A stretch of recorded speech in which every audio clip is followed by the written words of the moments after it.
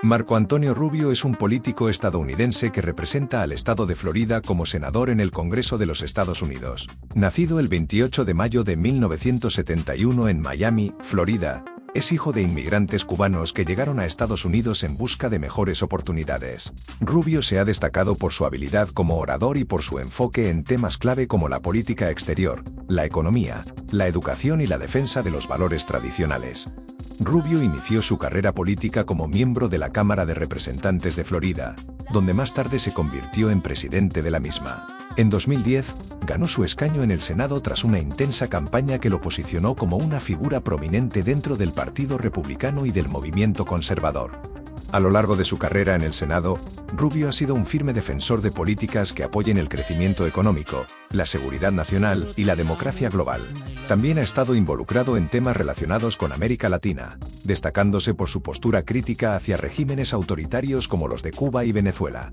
Además de su carrera política, Rubio es conocido por su candidatura presidencial en 2016, donde compitió en las primarias republicanas, aunque finalmente fue derrotado por Donald Trump. Su enfoque en los valores familiares y su historia personal como hijo de inmigrantes han sido puntos centrales de su narrativa política. Marco Rubio sigue siendo una figura influyente en la política estadounidense, especialmente en temas de política exterior y asuntos relacionados con la comunidad hispana en Estados Unidos. President Obama, a Democrat, President Biden, a Democrat, and President Trump, a Republican. And I just wanted to assure everybody that I'm going to continue to be a stickler, that the nation shouldn't be at war without a vote of Congress, except in the instances of imminent self-defense. And I will do that because I have done that under presidents of both parties, and I'll continue. Senator Rubio, now to the question. And you alluded to this very briefly in one of the comments that you made about the nation of Paraguay. Not only do we not devote enough attention to the Americas, but when we do, we devote attention to the headaches. And the headaches abound in the Americas and elsewhere. And so we've talked about Haiti, a problem. We've talked about Venezuela, a problem. But so often we don't pay attention to lift up, elevate, provide resources to celebrate the nations in the Americas that are doing things right. And so when I travel through the region, and I'm sure you've heard the same thing, I hear these nations that are doing things right. Why won't you pay attention to us? Ecuador threw out a pro-China government, put a pro-U.S. government. All they wanted was a trade deal.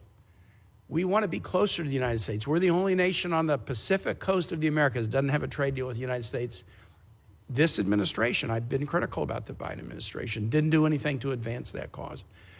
Talk to us about some of the nations in the Americas that you think are doing things right, and what we ought to do to help those nations, because we'll be much more likely to spread the right if there are other nations in the region that are doing better and better and better than if we're just trying to lecture people about how to improve. Well, just as a general matter, one of the things that's always struck me is that the region, and then maybe this is true in other parts of the world as well, but particularly in the region, it's almost better to be America's adversary or enemy than friend, because there's the impact of friendship or the benefits of friendship are not tangibly clear to a lot of them.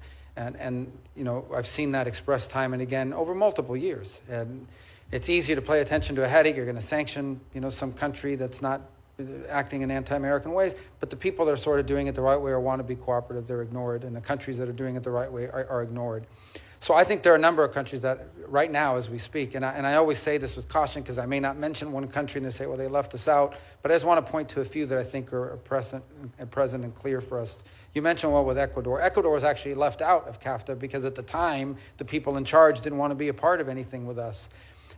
They're facing some real security threats that are unique to Ecuador's history.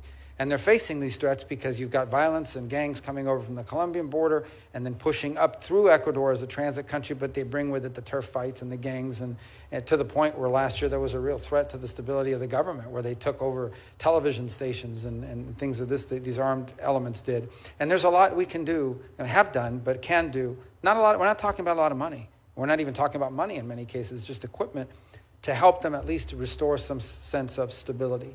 The other thing that Ecuador, these are just off topics, but I think they're all relevant.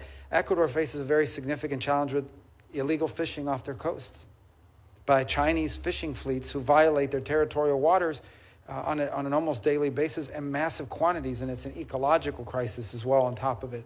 That's a country that can use our help tremendously. I think about the Dominican Republic. People don't talk about the Dominican Republic enough, and they face a real challenge because of Haiti and the instability next door. They were also one of the countries that emerged from COVID the fastest, and not just because of the tourism return quicker there, and they've really been able to do some positive things. I think Argentina, I know people, some have not met the new president of Argentina. This is a serious, well-trained economist. I would not, if you sit down and talk to him for a few minutes, he has real clear ideas about economic development and is doing some really necessary things in terms of restructuring the direction of Argentine economics in a way that I think is very positive. Can I just say to every other nation out there that thinks you're a good guy, he was about to mention you, but my time has expired. But please focus on the good guys, and let's help them do better and better and better and be good examples in the region. Thank you. Thank you. Excellent point, Senator Key. Excellent point. Senator Curtis, welcome to the committee. Thank you, Mr. Chairman, Ranking Member. It's great to be with you today. Great to be on this committee.